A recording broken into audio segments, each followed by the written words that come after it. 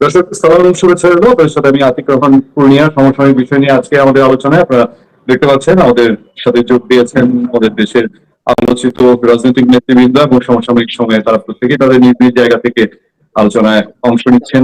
রাজনীতির বিভিন্ন দিকেই গুরুত্বপূর্ণ। আমি প্রথমে দেখতে পাচ্ছি যে মেজর আখতারুজ্জামান রঞ্জন, আপনারা চেনেন সবাই। রঞ্জন, আপনাকে সালাম জানাচ্ছি। আছেন মজিবুর রহমান মঞ্জু ভাই, এবি পার্টির চেয়ারম্যান, আপনাকে স্বাগতম। আছেন জাতীয় পার্টির চেয়ারম্যান জিএম কাদেরের অ্যাডভাইজার উপদেষ্টা মাহমুদুর রহমান সাহেব। আমি স্বাগত জানাচ্ছি। আমি সরাসরি টপিকে যাই। আজকে আলোচনায় খুব ছোট ছোট 3-4টা বিষয় আমরা আলাপ করতে চাই এবং প্রতিটা বিষয়ই এই সময়কার জন্য খুব গুরুত্বপূর্ণ। আমি আলোচনা আজকে সূত্রপাত করতে যাবো মঞ্জু ভাইকে দিয়ে, তবে আমি রেফারেন্স টানবো মেজর আখতারুজ্জামান রঞ্জনের। আখতার ভাই গত 2-3 দিনের ওনার যে অবজারভেশন, মঞ্জু ভাই আপনাকে একটু লক্ষ্য করতে বলবো যে আখতার ভাই যেটা ধারণা করছেন যে দেশের রাজনীতি একটা খুব খারাপ দিকে টার্ন করছে। ইভেন গৃহযুদ্ধ বা উনি কখন বলছেন যে ডিসেম্বর নাগাদ একটা হয়তো খারাপ কিছু ঘটতে পারে। ইভেন আখতার ভাইয়ের যে প্রিডিকশন, যেটা প্রিয়নুস সরকার আসলে কতটা কন্টিনিউ করবে কি করবে না, নাও করতে পারে। এই প্রেক্ষাপটে আপনার একটু মতামত চাবো ছোট করে। পাশাপাশি আমরা এবি পার্টির দিকে যদি বলি, এবি পার্টির নেতৃবৃন্দের বক্তব্য সমসাময়িক সময় খুব আলোচিত হচ্ছে বিভিন্ন কারণে। মুক্তিযুদ্ধে অনেকেই মনে করেন যে এবি পার্টি কি মুক্তিযুদ্ধকে অপ্রাসঙ্গিক মনে করে কিনা, বা মুক্তিযুদ্ধে অনেক অনেক বিষয় নিয়ে এবি পার্টির ডাউট আছে। এই বিষয়টায় আমি একটু জানতে চাই, ক্লিয়ারিফিকেশন চাই মঞ্জু ভাইয়ের কাছে। মঞ্জুর রহমান মঞ্জু। ধন্যবাদ আতিক রহমান পূর্ণিয়া আপনাকে। মেজর আক্তার ভাই আছেন আর মাহমুদুর রহমান সাহেব আছেন। আপনাদের সবাইকে শুভেচ্ছা এবং দর্শকদেরকে ধন্যবাদ জানাচ্ছি। প্রথম কথা হচ্ছে যে প্রেডিকশন কি হতে পারে। আক্তার ভাই তো বাংলাদেশের রাজনীতি নিয়ে অনেক প্রেডিকশন করেছেন। অনেক প্রেডিকশন ওনার বাস্তবায়ন হয়েছে বা ঠিক হয়েছে, অনেক প্রেডিকশন আবার কখনো কখনো হয় নাই। দেশের রাজনৈতিক পরিস্থিতি তো একটা মানে ঝামেলা আছে, এটা আমরা সবাই বুঝতে পারছি। কারণ আমরা জানি যে ইলেকশন, সংস্কার, বিচার, হ্যাঁ, এর বাইরে আরো কিছু নিয়মিত বিষয় আছে যেগুলো নিয়ে কখনো কখনো রাজনৈতিক মহলের মধ্যে মত বিমত আমরা লক্ষ্য করছি। আমরা প্রধানত যেটা লক্ষ্য করছি যে সংস্কারের যে জায়গাগুলো নিয়ে আমরা একমত হওয়ার চেষ্টা করছি এবং আশা করছি যে এই জুলাই মাসের মধ্যে আমরা একটা জাতীয় সনদ তৈরি করার কাজে আমরা এগিয়ে যেতে পারবো। আর পাশাপাশি বিচারের কার্যক্রম আমরা যেটা দেখছি সেটা শুরু হয়েছে এবং এটা একটা ইতিবাচক প্রোগ্রেস আছে। পাশাপাশি নির্বাচনের তারিখ ফেব্রুয়ারি বা এপ্রিল এর মধ্যে এসে ঠেকেছে। দেখেন, নির্বাচনের ব্যাপারটা নিয়ে আমরা সবসময় বলেছি যে নির্বাচনের একটা প্রধান কাজ হচ্ছে আইন শৃঙ্খলা পরিস্থিতিটা স্বাভাবিক পর্যায়ে আসা। আইন শৃঙ্খলা পরিস্থিতিটা এখনো কিন্তু আমাদের সন্তোষজনক কোনো স্বাভাবিক অবস্থায় আসে নাই। এবং সরকারের যে উইকনেসটা আমরা এখানে দেখতে পাচ্ছি যে সরকার আপনার ক্ষমতায় আছে ঠিক আছে, কিন্তু তাদের সেভাবে এখনো কর্তৃত্ব প্রতিষ্ঠিত হয় নাই। বিভিন্ন জায়গায় যখনই কেওয়াস তৈরি হচ্ছে সেখানে আমরা দেখছি পুলিশ বা আর্মি তাদের অবস্থানটা এখনো দুর্বল। তারা খুব শক্তভাবে সেখানে ভূমিকা রাখতে পারছে না। এই সরকার নিজে স্বীকার করেছে যে রাষ্ট্র পরিচালনার ব্যাপারে তাদের একটা দুর্বলতা আছে বা তাদের অভিজ্ঞতার সংকট আছে। কিন্তু সবাইকে নিয়ে যেভাবে রাষ্ট্র পরিচালনায় তার ভূমিকা রাখার ব্যাপারটা, সেটা নিয়ে আমরা দেখছি যে সরকার এখনো খুব ভালো আস্থার জায়গায় যেতে পারে নাই। তবে কিছু কিছু জায়গায় সরকারের সাফল্য আছে, এতে কোনো সন্দেহ নাই। এরকম একটা ক্রাইসিসের মধ্যে রাষ্ট্রটাকে অর্থনৈতিকভাবে আস্তে আস্তে একটা জায়গায় আনার যারা যে চেষ্টা করছে এবং জনমনে বিশেষ করে বিদ্যুৎ পরিস্থিতি, তারপরে আপনার ছোটখাটো বিভিন্ন ইস্যুতে আমরা দেখছি যে মোটামুটি বলা যায় যে দেশের পরিস্থিতিটা মোটামুটি স্থিতিশীল হওয়ার পথে আছে। এখানে আখতারুজ্জামান ভাই যে কথাটা, আপনি আশাবাদী যে এই সরকারি একটা ভালো নির্বাচন দিয়ে গণতান্ত্রিক ধারায় যেতে পারবে? আমি একেবারে ফুল আশাবাদী এটা বলবো না, তবে সরকার যদি রাজনৈতিক দলগুলোর সহযোগিতা পায়, এখানে বিশেষ করে তিনটা অংশকে আমরা দেখতে পাচ্ছি খুব ভাইব্রেন্ট। একটা দেখতে পাচ্ছি বিএনপি, একটা দেখতে পাচ্ছি জামাত, আর একটা দেখতে পাচ্ছি আমরা এনসিপি। তো বিএনপির জায়গায় যেটা একটা সংকট, সেটা হচ্ছে বিএনপি যখন ইলেকশন ঘোষণা হবে তখন বিএনপির নিজেদের মধ্যে একটা দ্বন্দ্ব, তাদের প্রার্থী সিলেকশন নিয়ে একটা ঝামেলা তৈরি হতে পারে। এবং সেটা যদি খুব খারাপ দিকে যায় তাহলে আইন শৃঙ্খলা পরিস্থিতি বা পুলিশের ভূমিকা কি হবে, সেনাবাহিনীর ভূমিকা কি হবে, সেটা একটা লক্ষণীয় বিষয় থাকবে। আরেকটা হচ্ছে যে জামাতের সাথে যদি বিএনপির বিভিন্ন জায়গায় মারামারি লেগে যায়, আমরা বেশ কয়েকটা জায়গায় দেখেছি ইতিমধ্যে গন্ডগোল হয়েছে, মারামারি হয়েছে। এনসিপির সাথে এখনো কোথাও সেভাবে লাগে নাই, কিন্তু সেটাও যদি লাগে সেখানে পুলিশের ভূমিকাটা কি হবে সেটা একটা গুরুত্বপূর্ণ। আরেকটা ইম্পর্টেন্ট জিনিস যেটা অনেকে এখনো নোটিসে নিচ্ছেন না, সেটা হচ্ছে আওয়ামী লীগ যদি ইলেকশনের সময়ে সে যদি স্বতন্ত্র বা অন্য কোনো দলের ব্যানারে গিয়ে ইলেকশন করার চেষ্টা করে, তখন তার সাথে তার কাউন্টার পার্ট যারা থাকবে তাদের বিহেভিয়ার কি হবে, এবং সেখানে পুলিশের ভূমিকা কি হবে বা সেনাবাহিনীর ভূমিকা কি হবে, আইন শৃঙ্খলা প্রশাসনের ভূমিকা কি হবে, এই টোটাল বিষয়টার উপরে আমাদের নির্বাচনকালীন পরিস্থিতি একটা বিরাজ করছে। আমি দেখলাম পূর্ণিয়া, আপনি গতকালকে একটা কোথায় যেন আপনার একটা লিঙ্ক পেলাম, সেখানে আপনি জামাতের আমিরের একটা বক্তব্য তুলে ধরেছেন। জামাতের আমির বলছেন যে এই যদি পরিস্থিতি হয় তাহলে ইলেকশন কিভাবে হবে, এটা একটা ভ্যালিড ইস্যু আমি মনে করি। এরপরে আপনি যে কথাটা এবি পার্টিকে উল্লেখ করে বলেছেন যে মুক্তিযুদ্ধকে এবি পার্টি অপ্রাসঙ্গিক মনে করে কিনা বা মুক্তিযুদ্ধের সম্পর্কে এবি পার্টির অবস্থানটা কি। দেখেন, আমরা খুব স্পষ্ট করে বলেছি 24-এর অভ্যুত্থান, জি শিওর, আমরা শুনতে পাচ্ছি। 24-এর আন্দোলনের ভিত্তিটাই হচ্ছে কিন্তু মুক্তিযুদ্ধের অঙ্গীকার। আপনি দেখবেন সেখানে রিপিটেডলি সবাই সাম্য, মানবিক মর্যাদা এবং সামাজিক সুবিচারের অঙ্গীকারটা পুনর্ব্যক্ত করেছে। এবং 24-এ যখন রাজপথে মানুষ নেমেছে তাদের মাথায় কিন্তু জাতীয় পতাকা মানে মোড়ানো ছিল, এবং তারা প্রত্যেকবারই সেখানে কিন্তু মুক্তিযুদ্ধের যে অঙ্গীকারটা ছিল, সাম্যের কথাটা এনেছে, বৈষম্যের বিষয়টা এনেছে। এবং আপনি তো দেখেছেন লাখো শহীদের রক্তে কেনা দেশটা কারো বাপের না, এই যে লাখো শহীদের রক্তের স্লোগানটা কোত্থেকে আসে, এটা তো মুক্তিযুদ্ধ থেকে আসে। তো 71-এই তো আমাদের লাখো শহীদের রক্তের প্রসঙ্গটা আছে। সুতরাং এই জায়গায় আমি মনে করি কেউ যদি মনে করেন মুক্তিযুদ্ধকে হেয় করার চেষ্টা করেন, এটা একটা ভুল পদক্ষেপ। বরং মুক্তিযুদ্ধই আমাদেরকে শিখিয়েছে যে অন্যায়ের কাছে মাথা নত না করা, যে কোনো শক্তির সামনে বুক পেতে দাঁড়িয়ে যাওয়া, বিদ্রোহ করার যে প্রেরণা, সেটা তো আমরা মুক্তিযুদ্ধ থেকে পেয়েছি। সুতরাং মুক্তিযুদ্ধ বরং মনির, আমি একটু ইন্টারফেয়ার করে আমি আবার আসবো আপনার কাছে। আমি একটু এই প্রসঙ্গে প্রথমে তবে আপনি দেখেছেন মনির ভাই যে উনি আশা এবং নিরাশা দুটো দিকই বলছিলেন, কিন্তু আপনার কাছ থেকে আমরা যেটা শুনি বা আপনি এর মধ্যে বিভিন্ন সংবাদ মাধ্যমে বলেছেন যে আপনি খুব বেশি অশনির সংকেত দেখছেন, তাহলে মঞ্জু ভাইয়ের কথায় যদি আপনি একমত থাকেন সেটাও একটা বিষয়, আর যদি মনে করেন যে শঙ্কার জায়গাগুলো কি, মঞ্জু ভাইরা কি এটা দেখছেন না বা এরকম কোনো কিছু আপনি মনে করেন কিনা আমাদের দর্শকদের জন্য, মেজর আকবর জমরন। ধন্যবাদ পুনিয়া ভাই, আপনার মাধ্যমে আপনার অগণ দর্শক শ্রোতাদেরকে জানাই আমার রক্তিম শুভেচ্ছা। আসসালামু আলাইকুম সবাইকে। আসলে মঞ্জু ভাইকে আজকে ধন্যবাদ দিতেই হয়। মঞ্জু ভাইয়ের আজকের অবস্থানটাকে আমি প্রশংসা করি। উনি যে স্পষ্টভাবে ওনার অবস্থানটা পরিষ্কার করেছেন যে মুক্তিযুদ্ধের সঙ্গে ওনার কোনো সংঘাত নাই, কোনো দ্বিমত নাই। মুক্তিযুদ্ধের পতাকাটাই উনি আরো সামনে আরো বেগবান করার চেষ্টা করতেছেন। তার মানে মুক্তিযুদ্ধকে উনি ধারণ করেন, এবং ধারণটা করে মুক্তিযুদ্ধের যে অপূর্ণতা রয়ে গেছে, এটা আমিও বলি, সবাই বলে, আমরা সবাই বলি, আমরা যতটুকু আশা করেছিলাম মুক্তিযুদ্ধে অর্জন করব সবটুকু অর্জন করতে পারি নাই। এটা সময়ে আগায় যাবে। আজকে যখন মঞ্জু ভাইয়ের মতো এই জেনারেশন, ওনার সঙ্গে আমার জেনারেশনের পার্থক্য প্রায় 30 বছরের, ওনার জেনারেশন যদি সেই দায়িত্বটা নেয়, আমি কিন্তু খুব তৃপ্তি বোধ করবো, খুব আনন্দিত বোধ করবো যে না, আমরা পথ হারাই নাই, মুক্তিযুদ্ধকে ভয় পাওয়ার কিছু নাই, মুক্তিযুদ্ধ পথ হারায় নাই। কারণ আজকে আমি মুজিবুর রহমান মঞ্জু সাহেব এবি পার্টির চেয়ারম্যান সাহেবের কাছে যে কথাটা শুনলাম যে লাখো রক্তের বিনিময়ে স্বাধীনতা অর্জিত হয়েছে, সেটাকে উনি সমুন্নত রাখতে চান, তাই নয় কি মঞ্জু ভাই? আমি যদি বুঝে থাকি আপনার কথাটাকে। জি জি, এই স্লোগানটাই তো প্রমিনেন্ট হয়েছে এবারকার আন্দোলনে, আপনি দেখবেন। তো সুতরাং এবং সেটাকে আপনি সামনে এগিয়ে নিয়ে যেতে চান। আমি তো মনে করি মঞ্জু ভাইয়ের হাতে বাংলাদেশ আগামী দিনে নিরাপদ। উনি তো আমার পরবর্তী প্রজন্ম, আমি তো ওনার সফলতা কামনা করি। উনি তো আমার প্রতিযোগী নন, আমার প্রতিদ্বন্দ্বী নন। আমার প্রতিদ্বন্দ্বী আওয়ামী লীগ, আমার প্রতিদ্বন্দ্বী কমিউনিস্ট পার্টি, আমার প্রতিদ্বন্দ্বী জামাত, কিন্তু ওনারা আমার অনুজ, ওনারা আমাদের আগামী দিনের নাগরিক। যখন আমি থাকবো না তখন মুজিবুর রহমান মঞ্জু সাহেব দেশের প্রধানমন্ত্রী থাকবেন, সেখানে তো আমি ওনাকে বাধা দেওয়ার কেউ না। আমি ওনার যতটুকু পারি সাহায্য করব, সহযোগিতা করব, ওনাকে আমি পথ দেখিয়ে যাব। এটি আমি মনে করি আমার দায়িত্ব। ওনার সঙ্গে যতবার কথা হয়েছে, হয়তো 1 বছরের কথা হয় না, এর কথা বলেছে, আমি সবসময় ওনাকে বলার চেষ্টা করেছি আপনারা এগিয়ে যান, সামনের দিনটা আপনাদের, তাই নয় কি মঞ্জু ভাই? আমি পরিষ্কার, সামনের দিনটা আপনাদের, সামনের দিনটা আমাদের না। আমার সামনে কোনো দিন নাই, কিন্তু মঞ্জু ভাইয়ের সামনে দিন আছে। আমি আজকে অত্যন্ত আনন্দিত, অনুপ্রাণিত।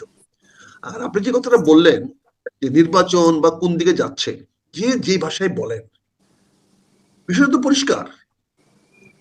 আপনি মঞ্জু ভাই কথাটা বলছেন পরিষ্কার, কিন্তু আমার প্রধান উপদেষ্টা সাহেব কি বললেন? উনি 71-এর বাটন রিসেট করে ফেললেন, অর্থাৎ ওইটা মুছে ফেলতে চাইলেন। তো সেখানে উনি কি করে থাকবেন ক্ষমতায়? ওনাকে কেমন ক্ষমতা থাকতে দিবে বাংলাদেশ জনগণ? যিনি মুক্তিযুদ্ধকে রিসেট করতে চান, তার প্রতি তো মানুষ দাঁড়াবেই। এটি তারেক রহমান সাহেবের দয়ায় উনি গত 11 মাস ধরে আছেন, কারণ তারেক রহমান সাহেব পরিষ্কার বলেছেন এই সরকারকে উনি ব্যর্থ হতে দিবেন না, তাই বিএনপির লোকজন মেনে নিয়েছে। উনি লন্ডনে গিয়ে তারেক রহমান সাহেবের কাছ থেকে যাই আনুক, এটা উনি মুরব্বী আমি আর বলতে চাই না, তবে উনি হাতে পায়ে ধরে তো কিছু সময় ভিক্ষা করে নিয়ে আসছেন, যে কোনো ভাবে হোক নিয়ে আসছেন। এখন উনি বিভিন্ন রিমার্ট ছড়াচ্ছেন, বিভিন্ন কথা বলাচ্ছেন, কিন্তু উনি তো লন্ডনে গিয়েছেন তো, এবং উনি তো তারেক রহমান সাহেবের সাথে কথা বলেছেন, দেখা করেছেন, বা হ্যাঁ, তাহলে উনি তো এখানে কিছু না কিছু একটা ম্যানেজ করে আসছেন। মঞ্জু ভাই, আমরা বলতে চাই না কি আসছে, কিন্তু এটা তো কোনো অপমানজনক ছিল, এটা তো সম্মানজনক না। তারেক রহমানের সাহেবের সঙ্গে লন্ডনে গিয়ে দেখা করা কোনো অবস্থাতেই সম্মানজনক না। মজিউর রহমান মঞ্জু ভাই এবি পার্টির চেয়ারম্যান, উনি ছোট হোক বড় হোক, আমি যে কোনো সময় উনি অফিসে যেতে পারি, আমার বয়স বড় হলো, কিন্তু উনি কখনোই আমার অফিসে আসতে পারেন না। আমার অফিসে আসতে হলে আমি দাওয়াত দিতে হবে নাকি, আমাকে দাওয়াত দিতে হবে। তারেক রহমান সাহেব তো উনি ডক্টর ইউনূস যেখানে ছিলেন ওখানে গিয়েছেন, সুতরাং আমি তো এখানে অপমানের কিছু দেখি না। আমি সেটাই তো বললাম, দাওয়াতটা দিতে হবে, তো দাওয়াতটা তো দিতে হবে। কাজে এই দাওয়াতটা তো উনি চান নাই, তারেক সাহেব তো দাওয়াতটা চাই নাই। আমি যদি মঞ্জু ভাইকে বলি, মঞ্জু ভাই একটু দাওয়াত খান, আমার সাথে চা খেতে আসেন, এটা মঞ্জু ভাইয়ের বদান্যতা আছে, উনি আমার কাছে আসবেন, কিন্তু আমি তো ডিমান্ড করতে পারি না এবি পার্টির চেয়ারম্যান সাহেব আমার কাছে আসবেন। আমি একটু ইন্টারভেনশন করি, মানে আপনি তাহলে ধরেন তারেক রহমানের দয়া উনি আছেন, তারেক রহমান কি দয়া তুলে নিবেন? এখন আপনার কথা যদি ধরি, নাম্বার 2 হচ্ছে যে তাহলে ভীষণ আশঙ্কার কি আছে? আমি তো ভীষণ আশঙ্কা তাহলে ধরতে পারছি না, যে বড় রকম আশঙ্কা কি? সব সরকারের দুর্বলতা সবলতা থাকে। আমি আপনাকে বলছি না তুলে নেওয়ার কি আছে। উনি ডিসেম্বর নির্বাচনটা নয় ফেব্রুয়ারিতে নিয়ে গেলেন, তার নির্বাচন ফেব্রুয়ারিতে হয়, তার নির্বাচনের কার্যক্রম তো নভেম্বর বা ডিসেম্বরের প্রথম সপ্তাহ শুরু হয়ে যাবে। প্রথম সপ্তাহ যদি শুরু না হয়, প্রথম সপ্তাহে ইলেকশন কমিশনার শিডিউল ঘোষণা না করেন, নির্বাচনী কার্যক্রম শুরু না করেন, তাহলে ফেব্রুয়ারিতে নির্বাচন হবে না। এখন মনে করেন মঞ্জু ভাই মাইন্ড করতে পারেন কথাটা বললে, এই দেশে যদি আরো 2-10 বছর নির্বাচন না হয়, মঞ্জু ভাইয়ের জন্য অনেক সময়, কারণ 10 বছরে মঞ্জু ভাই প্রস্তুতি নিতে পারবে। পরীক্ষাটা যদি ডিলে হয়, তাহলে ব্যাক ব্যাচের স্টুডেন্টরা সহজ হয়। তখন 10 বছর পিছিয়ে গেলে মঞ্জু ভাইয়ের পক্ষে 10টা বছর সময় পাবেন উনি তৈরি হওয়ার জন্য। কিন্তু 10 বছর আমি আপনার কাছে আসবো। এই অভিযোগটা অনেকেরই আছে যে এনসিপি, এবি পার্টি, এই পার্টিগুলো তারা চায় সরকার কন্টিনিউ করুক, সুবিধা তার আগে তারা চাইতে পারে, তাদের চাওয়াটাকে কখনোই ভুল বলবো না, অন্যায় বলবো না, এটি স্বাভাবিক। কারণ তারাটা আমার বয়স কম, আমি বয়স আমার শেষ হয়ে যাচ্ছে, বয়স কম বলতে বলছি আমি, আমার সামনে 10 বছরের গ্যারান্টি নাই, কিন্তু মঞ্জু ভাইয়ের সামনে 30 বছরের গ্যারান্টি আছে, এনসিপি ছেলে থেকে 40 বছর গ্যারান্টি আছে। ক্ষমতার পরে গেলাম বেশি দিন থাকলাম, তাড়াতাড়ি গেলাম কম দিন থাকলাম, কথা তো ঘুরে ফিরে একই হবে। কাজে মঞ্জু ভাই যদি আজকে নির্বাচন না হয়, মঞ্জু ভাই কোনো লস হবে না, বরঞ্চ ওনার প্রস্তুতিটা আর ভালোভাবে নিতে পারবেন। কিন্তু আমি আবারও আসবো আপনার কাছে, আমাদের আরেকজন কাজে এখানে নির্বাচন যদি ডিসেম্বরের মধ্যে না হয়, আমরা তো ছেড়ে দিব না ভাই। মঞ্জু ভাই কি বললেন আর কি বললেন, তারেক রহমানও ছেড়ে দিতে পারবেন না। তারেক রহমান ছেড়ে দিল, রাজনীতি ওনার হাতে থাকবে না।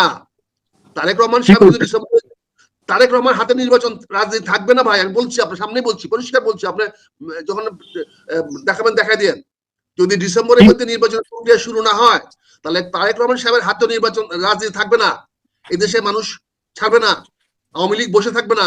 এই সুযোগটা আপনি আওয়ামী লীগকে দিচ্ছেন। এই নির্বাচন ডিসেম্বরে না করতে গিয়ে বা ফেব্রুয়ারিতে না করতে পারলে এর পূর্ণ সুযোগ খালি মঞ্জু ভাই নিবে না, এর পূর্ণ সুযোগ আওয়ামী লীগ নিবে। আওয়ামী লীগ বসে থাকবে না, তারা 11 মাস তাদের কিছু 11 মাস আপনি তাদের কিছুই করতে পারেন নাই মঞ্জু ভাই, তাদের কিছুই করতে পারেন নাই আপনি 11 মাসে। শেখ হাসিনা ক্ষমতাটা ছেড়ে চলে গেছেন, দয়া করে গেছেন। উনি যদি আজকে না যেতেন, হয়তো গোলাগুলি খায় মরতেন। সেই মরাতে যে কে ক্ষমতায় আসতো এটা বলা যায় না, কিন্তু উনি ক্ষমতা ছেড়ে চলে গেছেন। কিন্তু এখন যদি ভাবেন উনি আসবে না, উনি তো ক্ষমতা ছেড়ে চলে গেছেন, আপনারা 11 মাস কি করলেন? একটা বিচার করতে পারলেন না, একটা বিপ্লবী সহায়তা করতে পারলেন না, তারই সংবিধান ধরে টানাটানি করেন। এবং মঞ্জু ভাই আজকে একটা পুরনো কথা বলি, কাল মহসুদ্দিন বলে গেছে যে ওই সংসদ নাকি শুয়োরের খোয়া, আর আপনারা পররাষ্ট্র মন্ত্রণালয়ের রেস্ট হাউস থেকে বানাইছেন দন্তহীন শুয়োরের খোয়ার। সেখানে রাজনীতিবিদরা আপনাদেরকে ডেলি আপনাদেরকে হাজিরা দেওয়ায়, প্যারেড করায়। আপনারা একটা আলী রিয়াজের মতো একটা তৃতীয় শ্রেণীর নাগরিক আছে যে সিআইএ লিস্টেড এজেন্ট, বদিউর রহমানের মতো একটা তৃতীয় শ্রেণীর ব্যক্তির কাছে আপনারা প্রতিদিন যান। আমাদের লজ্জা লাগে মঞ্জু ভাই, উই ফিল শেম। এই দেশটা তো আপনাদের হাতে থাকবে। বদিউল আলমরা দেশ শাসন করবে না, আলী রিয়াজ দেশ শাসন করবে না, দেশ শাসন আবারও আসবো আপনার কাছে। মঞ্জুরা, তাদেরকে ওদের কাছে যাওয়াটা এই দেশের মানুষ ভালো চোখে দেখতেছে না মঞ্জু ভাই, দেখতেছে না। আপনাদের অপমান আমাদের অপমান, আমাদের অপমান আমাদের অপমান না। আমাদের অপমান করতে পারলে আমরা এটাকে বাঘের বাচ্চা মনে করি, এদেরকে অপমান করতে পারলে তাকে বাঘের বাচ্চা মনে করি। আর তাদের আমি আবারও আসবো আপনার কাছে এবং আপনার এই বিষয়গুলো মঞ্জু ভাই অবশ্যই কথা হচ্ছে। আমরা বেশ কয়েকটা পয়েন্ট আপনি মঞ্জু ভাই বলেছেন। মঞ্জু ভাই বেরিয়ে আসেন, ওখান থেকে বেরিয়ে আসেন, কিচ্ছু হবে না, কোনো ঐক্যমত্য হবে না। আমার ফোরকাস্ট কোনোটাই সঠিক হয় না, কিন্তু আমি আপনাকে বলে দিচ্ছি, অনুরোধ করে বলছি, এই ঐক্যমত কখনই হবে না, হবে না, হবে না। আমি নিশ্চয় বলতে পারছি আসবো আমাদের 2 মিনিট মঞ্জু ভাই। আমি এই আক্তার ভাইয়ের এই প্রসঙ্গগুলোতে আবার ব্যয় করবো। 2 মিনিট আমাদের আরেকজন অতিথি আছেন মাহমুদুর রহমান সাহেব। আমি আপনারা জানেন যে মাহমুদুর রহমান সাহেব জাতীয় পার্টির মানুষ, জাতীয় পার্টির রিপ্রেজেন্টেটিভ, 4 পয়েন্টের মানুষ উনি। তো আমি আক্তার ভাইয়ের সঙ্গে এর আগে কথা হচ্ছিল, এর আগে আমরা দেখেছি আওয়ামী লীগ পলিটিক্স করতে দেয় নেই, বিএনপি কে দেয় নেই, জামাত ইসলামীকে দেয় নেই, এবি পার্টিকে, আমি যদি আমরা যা দেখেছি আমাদের জীবনকে। এখন এই গভর্নমেন্টের সময় জাতীয় পার্টি খুব নাজেহাল একটা অবস্থায়, বলতে অসুবিধা নেই, নিশ্চয়ই মাহমুদ স্বীকার করবেন। আগে আওয়ামী লীগ এদেরকে, এখন আওয়ামী লীগকে রাজনীতি করতে দেওয়া হচ্ছে না, জাতীয় পার্টিকে রাজনীতি করতে দেওয়া হচ্ছে না। এই যে একটা কোনো পরিবর্তন নাই দেশে, আগে আওয়ামী লীগ করেছে, এখন ডক্টর ইউনূস সরকারের সময় হচ্ছে। এবং আমি মাহমুদ ভাইকে জিজ্ঞেস করবো যে ওনারা গত কয়েকদিন ধরে জাতীয় পার্টির কোনো স্পিচও নাই, তার চেয়ারম্যান জিএম কাদের সাহেব আগে কথা বলতেন, গত 15-20 দিন ধরে ওনারা কোনো কথাও বলেন না, মহাসচিব কোনো কথা বলেন না। তো সেই প্রেক্ষাপটে ওনারাও একটা আশঙ্কার কথা বলেন। জিএম কাদের কিন্তু সবসময় আশঙ্কার কথা বলতেন, রঞ্জন ভাই মেজর আক্তারুজ্জামানের কাছাকাছি বলতেন। আমি একটু 2 মিনিট মাহমুদুর রহমান সাহেবের কাছ থেকে সবশেষ, এই যে জাতীয় পার্টি নীরব হয়ে আছে, আওয়ামী লীগের মতো নীরব হয়ে আছে, যেটা আক্তার ভাই বলেন, এটা কি অন্য কিছু ইঙ্গিত বা আপনারা পরিস্থিতি কিভাবে দেখছেন, কোন দিকে যাচ্ছে? আমি প্রথমে আসবো আপনার কাছে, আক্তার ভাই পয়েন্টগুলো নিয়ে আসবো। জি জি জি, আসসালামু আলাইকুম। শোনা যাচ্ছে? জি জি জি শোনা যাচ্ছে। ওকে ওকে, প্রথমত বলতে চাচ্ছি এটাই যে সাইলেন্স ইজ গোল্ডেন, এছাড়া তো আমাদের আর কোনো পথ নাই। আমরা মানে এখন সাইলেন্সে থাকতে হবে এবং দেখতে হবে খেলার আমরা কিভাবে খেলে, এটা তো দেখার আমাদের খুব ইচ্ছা। ধন্যবাদ আপনাকে, আমাকে আজকে এই 2 জন জাতীয় নেতার সাথে আমাকে দুটো কথা বলার সুযোগ করে দিয়েছেন, এই জন্য আপনাকে প্রচুর শুভেচ্ছা জানাচ্ছি, ধন্যবাদ জানাচ্ছি এবং আমার শ্রদ্ধা জানাচ্ছি। 2 মেরুর 2 দিকপাল বাংলাদেশের রাজনীতিতে, একজন তরুণ দিকপাল এবং একজন মোস্ট সিনিয়র, এবং যিনি খুবই আউটস্পোকেন বাংলাদেশের রাজনীতিতে, একজন আউটস্পোকেন নেতা, এরকম সাহসী নেতা, উনি মুখের উপর কথা বলেন, যেই সোচ্চার ওনারা আছে। ধন্যবাদ আপনাদের 2 জনকে এবং শুভেচ্ছা। আমাকে বেয়াদবি নেবেন না, আমি অত্যন্ত নগণ্য একজন ব্যক্তি। আমি মেজর আক্তারুজ্জামান, উনি অনেক কথা তো বলেছে, আমি যদি ওনার কথাগুলোর সার আমি যদি এইভাবে বুঝে থাকি যে নতুন কোনো কিছু দেখছি না, আমরা নতুন কোনো দেখছি না, বরঞ্চ স্বৈরাচারী শাসন আমলে যে পথটা দেখিয়েছে সেই পথে হেঁটে যাচ্ছি। ওটাই আমাদের মডালিটি, ওটাই আমাদের দিক নির্দেশনা, ওটাই আমাদের এর আগেও পল্লীবন্ধু হোসেন মোহাম্মদ এরশাদ যে পথ দেখাইছে ওই পথের উপরে হাঁটছে কিন্তু সবাই। এমনি কিন্তু স্বৈরাচার বলতেছে তাকে, 90-এর স্বৈরাচার বলতে বলতে মুখে ফেনা তুলছে, কিন্তু তার রেখে যাওয়া উত্তরাধিকার, তার রেখে যাওয়া সেই আপনার যত কিছু সংস্কার আছে, বাংলাদেশের সংস্কারের যে একটা খোলনলচে পাল্টে ফেলানোর একটা নমুনা উনি রেখে গেছেন, সেটার উপর দিয়ে, সেটাকে বেঞ্চ লাইন মনে করে সেটার উপর দিয়ে হাঁটছে। ঠিক তেমনি এই শেখ হাসিনার শাসন আমলে স্বৈরাচারী ফ্যাসিবাদী, অবশ্যই ফ্যাসিবাদী, কোনো সন্দেহ নাই, কিন্তু আকারে ইঙ্গিতে ডাইরেক্টলি ইনডাইরেক্টলি সেই ফ্যাসিজমকে লালন পালন, নার্সিং এবং আরো কত বেশি এটা মানে পুষ্পে পল্লবে সুশোভিত হয়, সেটা ব্যবস্থাই হচ্ছে এবং সে ব্যবস্থা হয়ে যাচ্ছে। সেটা কিভাবে বললাম আমি, দেখেন গত 2 দিন আগে দেখলাম যে বাংলাদেশের সুপ্রিম কোর্টের যে বেঞ্চ, এটা বিভিন্ন জেলাতে নেওয়ার একটা সিদ্ধান্ত নিছে, প্রস্তাবনা দেওয়া হচ্ছে। এটা বহু আগে, আজ থেকে 30 বছর আগে পল্লীবন্ধু হোসেন মোহাম্মদ এরশাদ করে গেছেন। তো আমি তো মনে করি উনি অনেক দূরদর্শী নেতা ছিলেন। উনি যে আপনার এই অনেক সংস্কারগুলো করে গেছেন, সেই সংস্কার উপরে দাঁড়িয়ে আজকে অনেকগুলো হচ্ছে। আমি মঞ্জু ভাই, আপনি আমার কথার বেয়াদবি নিবেন না। মঞ্জু ভাই, আপনি বাংলাদেশের রাজনীতি আলোচনা করতে গিয়ে একটা কথা বলছেন যে ঝামেলা আছে রাজনীতিতে ঝামেলা খুব মানে তেমন কিছু আমার মনে হয় না। এটা ঝামেলার কাম, এটা ঝামেলাপূর্ণ কাম। আমার কাছে মনে হচ্ছে বাংলাদেশের এই মুহূর্তের রাজনীতি লক্ষ্যহীন, কোনো লক্ষ্য নাই, কোনো লক্ষ্য ছাড়াই এই রাজনীতি চলছে, এই রাষ্ট্র চলছে এবং এই সরকার চলছে। কিভাবে একটা বিপ্লবের পরে এটা কি বিপ্লব নাকি গণ অভ্যুত্থান, এটা কিন্তু ঠিক করা হয়নি এখনো। এটা কি 90-এর স্বৈরাচার বিরোধী আন্দোলনের মতো কি একটা গণ অভ্যুত্থান নাকি এটা একটা বিপ্লব, এটা যদি ঠিক না করা হবে তাহলে আপনারা কিসের উপরে ঐক্যমত হবেন? কিসের এই সংস্কার? আপনার মনে আছে 90 সালের পরে তথাকথিত আপনাদের অনেকের ভাষায় পল্লীবন্ধু হোসেন মোহাম্মদ এরশাদের পতনের পরে রেহমান সোবহানকে দিয়ে অনেকগুলো সংস্কার কমিশন করা হয়েছে, অনেক অনেক অনেক, এগুলো একটাও দিনের আলো দেখে নাই। আপনি সংস্কার কাকে দিয়ে মঞ্জু ভাই করবেন? মঞ্জু ভাই, আপনি অনেক সিনিয়র, আপনি একজন নেতা, আপনি অনেক কথাগুলো বলছেন, আপনার কথা কে শুনবে, কেন বা শুনবে বলেন? আপনি এখানে মেইন স্টেক হোল্ডার বিএনপি। বাংলাদেশের রাজনীতির বাস্তবতা আওয়ামী লীগ এবং বিএনপির বাইরে কোন রাজনৈতিক দল ইনফ্যাক্ট নাই। আমি বললাম এই কথা, ইনফ্যাক্ট নাই। থাকলো এরা পরগাছা, থাকলো আমি একদম আমার দল সহ বললাম। আপনি আওয়ামী লীগ এবং বিএনপি, এরপরে আপনি যদি ক্রোনোলজিক্যালি বলেন আওয়ামী লীগ এবং আপনি মার্ক দেন, তাহলে আপনি বিএনপি, এরপরে হয় জামাতকে দিবেন নতুবা জাতীয় পার্টিকে দিবেন, এই যা, আর কিছু না। হয় জাতীয় পার্টি আগে আসবে নতুবা জামাত পিছিয়ে যাবে, নতুবা জামাত আগে আসবে জাতীয় পার্টি পিছিয়ে যাবে, এই যা 3 নম্বরে 4 নম্বরে, তারপরে চরমনাথ পীর। এরপরে যে রাজনৈতিক দলগুলো আছে, এই যে আপনারা এই যে আলোচনা করছেন প্রতিদিন, আলোচনার এই যে মানে ভূমি কাঁপানো সারা বাংলাদেশ ব্যাপী, যেটা শুধু টক অফ মানে টাউন, মানে বাংলাদেশ, পুরো বাংলাদেশ কাঁপছে এই সংস্কার আলোচনা। এবং রাজনৈতিক দলগুলো, বলা হচ্ছে রাজনৈতিক দলগুলো, কোন রাজনৈতিক দলগুলো? আমি আপনার সাথে বিনয়ের সাথে বলতে চাই, মঞ্জু ভাই, আপনি একটা মহান উদ্দেশ্য নিয়ে আপনি বের হয়েছেন ইয়ে থেকে। আপনার এই সরকার আর ডিসেম্বরের পরে থাকছে না, গুরুত্বপূর্ণ তথ্য দিল মেজর আখতারুজ্জামান ও আতিক রহমান পূর্ণিয়া আর অনেকেই টকশো।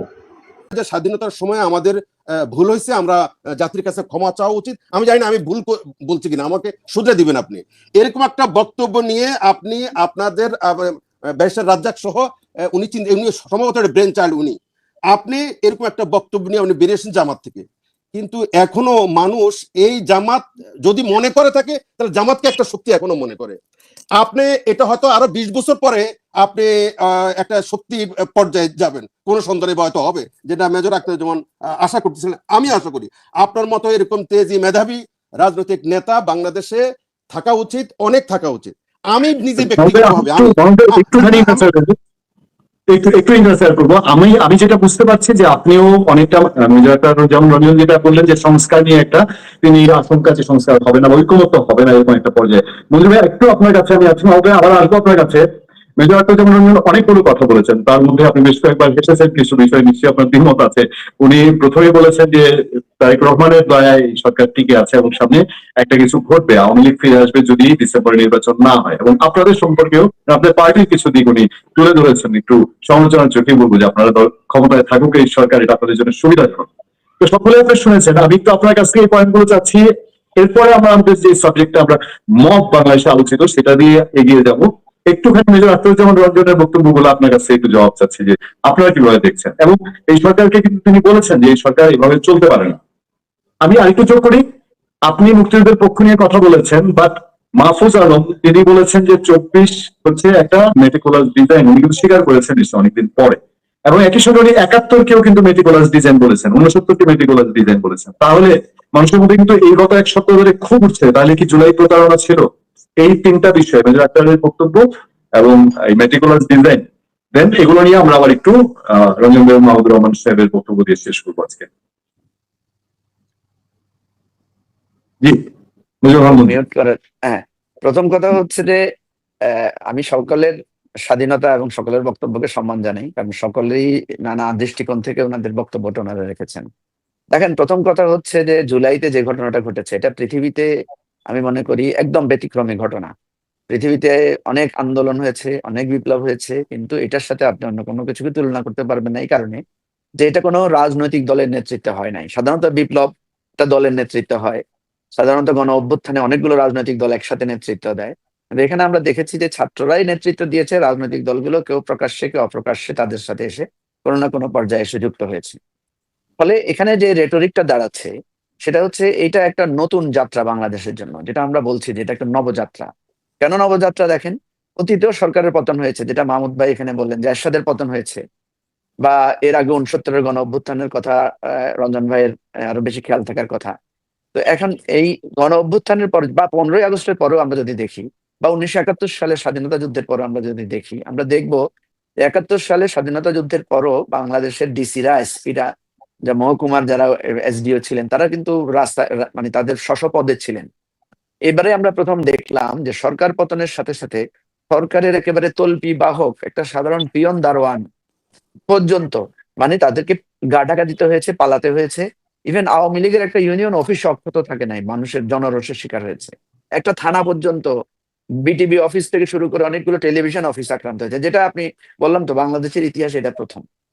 সো এরকম একটা ক্রাইসিসের মধ্য দিয়ে, যেখানে আওয়ামী লীগ নিজে অ্যান্টিসিপেট করেছিল যে 10 লক্ষ লোকের মৃত্যু ঘটবে, 10 লক্ষ লোকের মারা যাবে, রাস্তায় রাস্তায় লাশ পড়ে থাকবে, তো এইরকম একটা সিচুয়েশনে গণ অভ্যুত্থানটা হয়েছে। সেটার প্রেক্ষিতে ডক্টর ইউনূস দায়িত্বভার নিয়েছেন, এবং এটা কোনো পরিকল্পিত দায়িত্বভার গ্রহণ করা হয় নাই।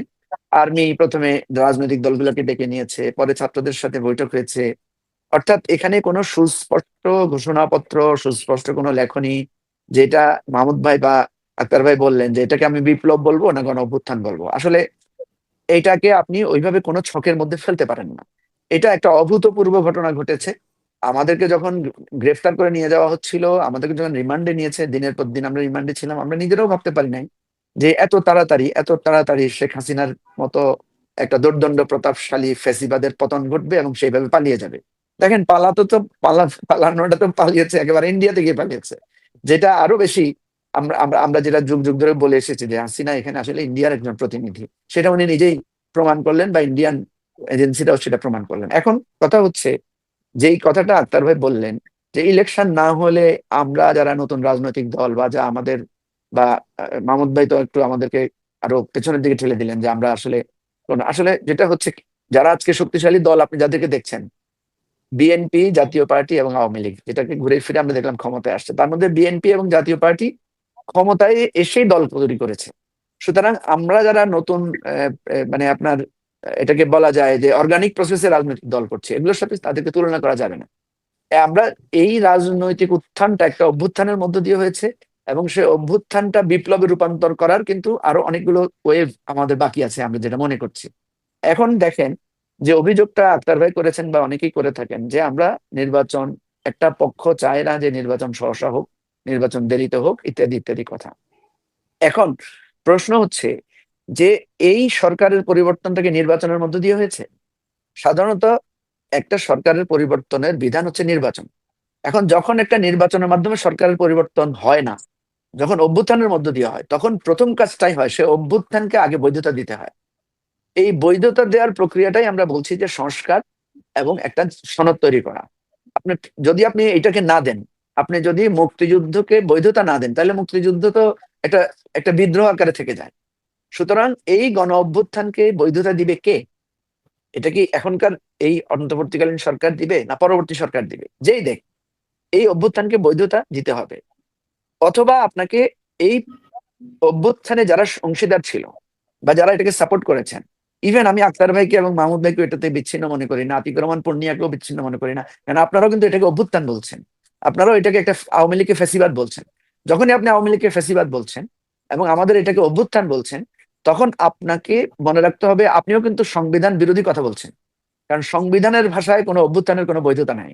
সংবিধান কখনো বৈধতা দেয় না মানে গণভবনকে ঘেরাও করা। সংবিধান কখনো এটা বৈধতা দেয় না যে আপনি মানে শক্তি প্রয়োগ করে। একটা মিনিট একটু যোগ করে দিব। আপনাদের আরো একটা কথা বলছেন যে এখন যে অবস্থায় আছে, উনি বলছেন যে ঐকমত্যটা হবে না, এবং না হলে ডিসেম্বর ইলেকশন না হলে আওয়ামী লীগ ফিরবে, আরো ভয়ঙ্কর কিছু হবে, এটাও কিন্তু বলছেন হ্যাঁ, আক্তার ভাই। আমি আক্তার ভাইয়ের পুরো কথাগুলোকে বলতে গেলে অনেক সময় দরকার, তারপর আমি শুধু সংক্ষেপে টাচ দিয়ে যাচ্ছি। তা জি। আমি যেটা বোঝাতে চাচ্ছি সেটা হচ্ছে, সুতরাং অভ্যুত্থানের শক্তি যারা আছে, এই অভ্যুত্থানের এই আকাঙ্ক্ষার শক্তিটা কিন্তু এরা কোনো ট্রেডিশনাল পলিটিক্যাল পার্টি না।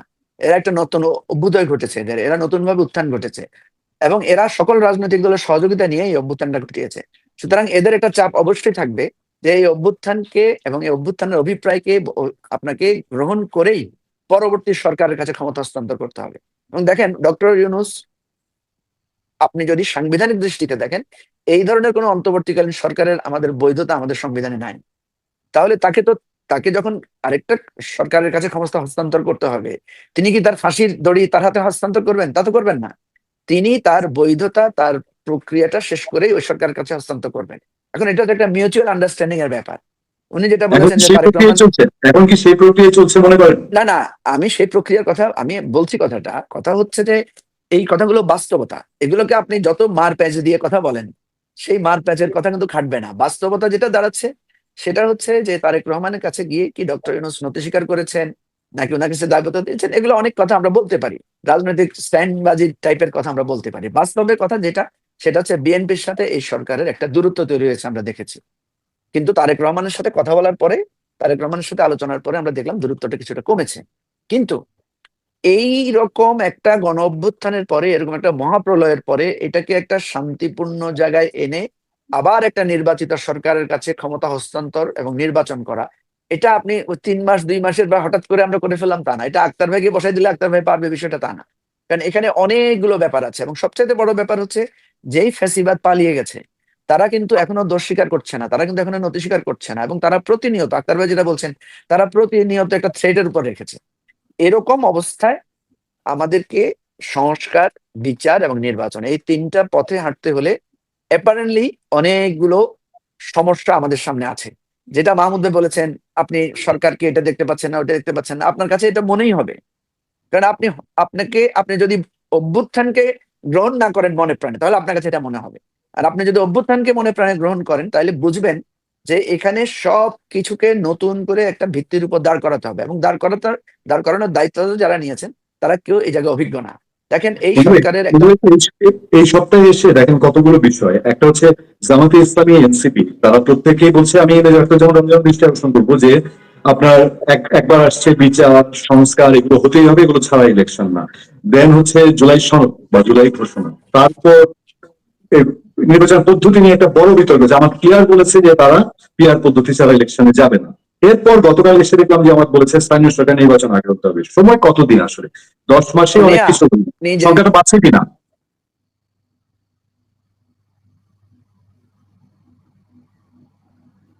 মঞ্জুর, বেশি কথা বলার অডিও। জি সুযোগ নাই। আমি আপনাকে জি জি প্লিজ। ওই যে কল আসলে যেটা হয়, অডিও ডিস্টার্ব আচ্ছা হয়, একটা কল আসলে জি, সমস্যা আচ্ছা হয়। ঠিক আছে। জি কথা হচ্ছে এখানে অনেকগুলো সমস্যা পার করে আমাদেরকে নির্বাচনের জায়গায় পৌঁছাতে হবে, এবং নির্বাচনের যেই থ্রেডটা আছে সেটা হচ্ছে আইন শৃঙ্খলা পরিস্থিতি। আমি অন্য কোনো থ্রেড দেখি না নির্বাচনের জায়গায়। এখন আসেন, 11 মাসে এখন আইন শৃঙ্খলা কোনো উন্নতি হলো না। আপনি কিভাবে আশা করছেন যে আগামী 2-4-5 মাসে সেটা হবে? না, আর্মি মিলিটারি আছে ফিল্ডে। আইন শৃঙ্খলা পরিস্থিতির উন্নতি যে হয় নাই বিষয়টা তা না, হয়তো আমাদের এক্সপেক্টেড লেভেলে আমাদের হয় নাই। আইন শৃঙ্খলা পরিস্থিতির আপনি তো জানেন যে পুলিশ ছিল না 2 সপ্তাহ, পুলিশকে আর্মি গিয়ে পাহারা দিতে হয়েছে থানায়। আপনারা এই জিনিসগুলো বিবেচনায় নেবেন না। আপনি পুলিশের কোনো মোরাল নাই। আপনি এখন পুলিশের কাছে গেলে পুলিশ ভয় পায়। আপনাকে তো মনে রাখতে হবে যে পুলিশের মনোবল ভেঙে পড়েছে, কারণ এই পুলিশ কিছুদিন আগে ছাত্রদের উপর গুলি করেছে। এখন এই পুলিশই কয়েকদিন আগে মানুষের উপরে ঘোষ চেয়েছে, মানুষকে অন্যায়ভাবে নির্যাতন করেছে। বিএনপি, জামাত, এনসিপি, আমাদের সবার উপরে এই পুলিশ নির্যাতন করেছে। এখন সেই পুলিশটা তো আমাদের পেছনে পেছনে এখন হাত জোর করে ঘুরছে। বাংলাদেশে তো এটা অভিনব পদ্ধতি, বাংলাদেশে তো এটা অভিনব একটা পরিস্থিতি তৈরি হয়েছে। আপনি দেখবেন যে সার্জেন্ট, আপনি রাস্তাঘাটে দেখলে দেখবেন যে আপনার হেলমেট ছাড়া প্রচুর মোটরসাইকেল এখন চলছে। পুলিশ কাকে ধরবে? সে বলবে যে তুমি মিয়া ফ্যাসিবাদ। সুতরাং এই এই এই- এই বাস্তবতাটা আপনি যদি চান ইগনোর করতে পারেন, কোনো অসুবিধা নাই। আমি আক্তার ভাইকে খুব শ্রদ্ধার সাথে বলছি, আক্তার ভাই জীবনেও কল্পনা করেন হাসিনা পালাবে। উনি যদি বলেন যে উনি চিন্তা করেছিলেন হাসিনা পালাবে, তাহলে আমি আক্তার ভাইয়ের প্রতি আমার যে ফেইথ বা রেসপেক্ট আছে, সেটা আমি মনে করবো যে এটা আমাকে রিভিউ করতে হবে। ফলে আক্তার ভাই এখন যেটা মনে করছেন গৃহযুদ্ধ হবে, ডিসেম্বরে এটা হবে, আমি আক্তার ভাইকে বলবো আপনি এরকম আগেও যেটা ভেবেছেন সেটা হয় নাই। সুতরাং এটা হবে না। কেন হবে না আমি আপনাকে বলি, যেই নেতৃত্ব পালিয়ে যায় কর্মীদেরকে রেখে, সেই কর্মী, সেই নেতার আর দ্বিতীয়বার দাঁড়ানোর সুযোগ থাকে না। কথা বুঝেছেন? এক নাম্বার। 2 নাম্বার হচ্ছে যারা এখন আওয়ামী লীগের লোক আছে, এখনো লুকিয়ে আছে বিভিন্ন জায়গায়, বিভিন্ন পর্যায়ে আছে, তারা এখন চেষ্টা করছে কেউ বিএনপিতে যোগ দেওয়ার জন্য, কেউ এনসিপিতে যোগ দেওয়ার জন্য, কেউ জামাতে যোগ দেওয়ার জন্য, ইভেন জামাতে পর্যন্ত যোগ দিয়েছে আওয়ামী লীগের অনেক লোক। তো ফলে আওয়ামী লীগ যে তাদের লোকদেরকে ঘুরে দাঁড়িয়ে সে যে একটা মানে ষড়যন্ত্র করবে, সেটার চাইতেও আমি মনে করি আওয়ামী লীগ নির্বাচন কেন্দ্রিক একটা ষড়যন্ত্র করতে পারে। তো আমি আপনাকে যে কথাটা মানে মিলিয়ে বলতে চাই যে আলী রিয়াজ বা আপনার বদিউল আলম মজুমদাররা করছে, এটা হাস্যকর হচ্ছে কিনা ইত্যাদি ইত্যাদি, এগুলো এক একজন এক একভাবে মূল্যায়ন করতে পারে। আমরা যে জিনিসটা চেষ্টা করছি, আমরা চেষ্টা করছি যে জুলাই অভ্যুত্থানের পরের বাংলাদেশটা যাতে একটা সুন্দরভাবে পরিচালিত হয়, সেটার জন্য একটা কমন চার্টার তৈরি করার জন্য। আমি জানি এই চার্টার বিএনপি বা আপনারা যারা বলছেন মানে মাহমুদ ভাই যেটা বলছেন, দেখেন মাহমুদ ভাই একটা জিনিস মাথায় রাখবেন, আমরা আপনারা এই যে যেটা যেটা আক্তার ভাই বলেছেন, উনি আমাদের আগের জেনারেশন, আমরা মিডল জেনারেশন, নতুন জেনারেশন যারা যারা আজকে এই বিদ্রোহটা বিপ্লবটা করেছে। এই গণ অভ্যুত্থান, পৃথিবীতে গণ অভ্যুত্থান সফল হয়েছে খুব কম, গণ অভ্যুত্থানের এসেন্স বাস্তবায়ন হয়েছে খুব কম, সফলতা খুব কম, কিন্তু কিছু না কিছু সফলতা অবশ্যই হয়েছে। 90-এর গণ অভ্যুত্থানে বিনিময়ে আমাদের 3 জোটের রূপরেখা পরিপূর্ণভাবে বাস্তবায়ন হয় নাই, কিন্তু 90-এর গণ অভ্যুত্থানের পরে আমরা কিন্তু 3টা ইলেকশন পেয়েছি, যে ইলেকশন গুলোতে মানুষ পরবর্তী সরকারকে পরিবর্তন করতে পেরেছে। 3টা ইলেকশন আমরা করতে পেরেছি বাংলাদেশে। সুতরাং 24-এর গণ অভ্যুত্থান, 24-এর গণ জি জি জি জি, আপনি শেষ করেন। জি 24-এর গণ অভ্যুত্থানের যেই চাপ বা যেই প্রেশন, আমি যেটা মনে করি যে ইমপ্রেশন, সেটাতে অন্তত আগামী 15 বছরে নতুন করে কোনো ফেসিবাদ মাথাচাড়া দিয়ে ওঠার চেষ্টা করবে না, নাম্বার 1। নাম্বার 2 হচ্ছে নেক্সট টাইমে আপনি দেখবেন পুলিশ যেভাবে আপনি গুলি করেছে, গুম করেছে, খুন করেছে, এইটা অন্তত 10 বছর এটা ফিরে আসবে না আমাদের মাঝে। 3 নাম্বার হচ্ছে এই যে আপনি নতুন, আপনি যেটা সবসময় মনে করেছেন বিএনপি, আওয়ামী লীগ, জামাত এই চক্রের মধ্যে রাজনীতি ঘুরবে, এই রাজনীতি ঘুরবে না, নতুন রাজনীতির উত্থান ঘটবে, এবং সেটা হঠাৎ মানে একদিনে ঘটবে না, এটা একটা রূপান্তরের মধ্যে দিয়ে ঘটবে। যেটা আমরা দেখেছি যে শেখ হাসিনার পতন কার হাত দিয়ে হবে আমরা কিন্তু কল্পনাও করতে পারি নাই। আজকে যাদেরকে আমরা আমাদের জুলাই অভ্যুত্থানের হিরো বলছি, এদের আপনি নামও শুনেন নাই। আমি জানি আক্তার ভাই বলেন, পূর্ণিয়া ভাই বলেন, যারা পূর্ণিয়া ভাই একটু শুনতে পারেন, কারণ আমরা যেহেতু যখন তারা কোটা সংস্কার আন্দোলন করছিল, আমরা তখন তাদেরকে কিছুটা হলেও সাংবাদিকতার কারণে চিনতেন আপনারা। সুতরাং আগে হয় নাই বলে পরে হবে না, ভবিষ্যতে হবে না, এটা আমি বিশ্বাস করি না। আপনারা যাদেরকে পরগাছা মনে করছেন, পরগাছাদের হাতেই কিন্তু সরকারের পতন হয়েছে। এবং আপনাকে মনে রাখতে হবে যে আজকে যারা পাওয়ারফুল পার্টি, এরা একসময় নতুন ছিল, সুতরাং নতুনরা বড় হবে, এটাই ইতিহাসের নিয়ম।